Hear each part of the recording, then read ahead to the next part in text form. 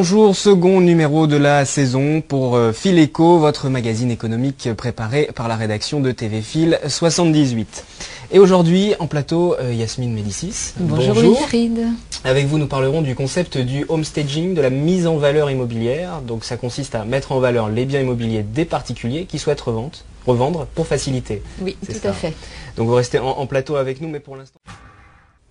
Voilà pour Facilitim, Yasmine Médicis. Alors vous aussi, vous aidez les particuliers qui s'aventurent sur le marché de l'immobilier, mais en relouquant les biens de ceux qui vendent. Alors vous pouvez nous préciser un petit peu le concept du homestaging? Oui, tout à fait. Donc il s'agit du homestaging, c'est en fait de la mise en valeur de biens immobiliers.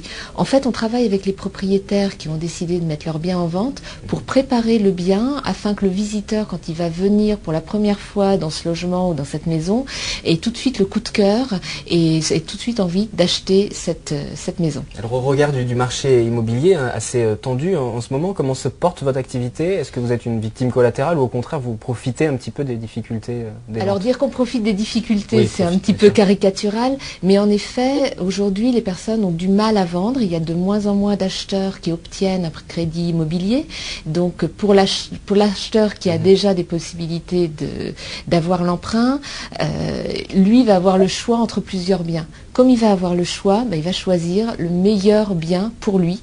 Donc il faut lui présenter le meilleur. Alors combien sont prêts à investir justement ces propriétaires? Parce que c'est un investissement en fait. Alors c'est un investissement puisque comme ça pour les propriétaires. Voilà, en effet, derrière, ce que l'on investit dans le homestaging va se retrouver dans le fait qu'on va peu avoir de négociations sur le prix de vente de la maison. Donc on a des prestations de diagnostic qui vont commencer aux alentours de 250 €. Derrière, le coût total de l'intervention dépendra de s'il y a des travaux à réaliser ou non dans la maison et si le propriétaire réalise ses travaux ou s'il fait intervenir un artisan. Alors comment ça fonctionne? Vous venez, vous repérez un petit peu ce qui ne va pas dans les appartements, les maisons? Tout à fait, on effectue un diagnostic, c'est-à-dire que ce diagnostic va nous permettre de dresser la liste des choses à changer et le plan d'action de tout ce qu'il y a à réaliser avant de faire revenir des visiteurs. Alors quels sont les résultats obtenus? Est-ce que les situations de vente se débloquent? Est-ce que les propriétaires vendent mieux leurs biens? On a des situations de vente qui se débloquent très rapidement, notamment quand on intervient dans des appartements dont la décoration n'a pas été refaite depuis une petite vingtaine d'années. Là, on s'aperçoit que l'acheteur d'aujourd'hui n'est plus prêt à avoir des papiers peints d'époque 80 ou d'époque 70.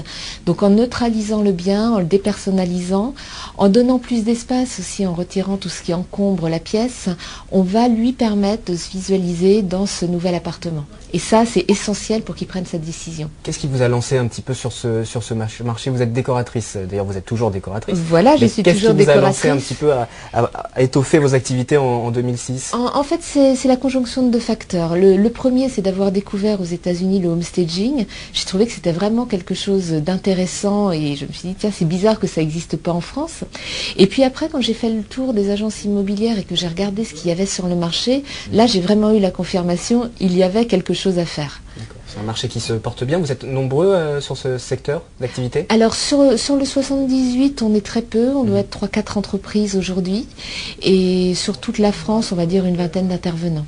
Ça coûte cher de se lancer un petit peu dans cette aventure-là, où vous gardez aussi votre activité de décoratrice? Alors bien sûr, je garde mon activité de décoratrice. Le homestaging, c'est une activité complémentaire, alors qui bien sûr nécessite plus d'investissement, parce que l'une des prestations qui intéresse beaucoup les agences immobilières, c'est quand je viens et que je meuble un appartement qui est vide.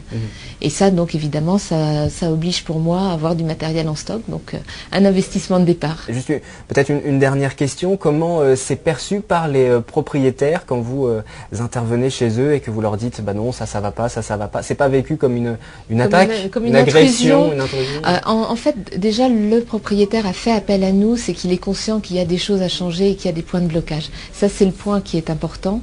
Et d'autre part, en fait, nous, notre rôle n'est pas de juger comment les gens vivent. Ils sont dans leur maison, c'est leur maison, leur manière de vivre. Ce qu'il nous faut, c'est retirer cette composante personnelle pour en faire non plus ma maison, mais un bien immobilier qui est en vente. Très bien, je vous remercie d'être venu en plateau. Vous restez encore un petit peu avec nous.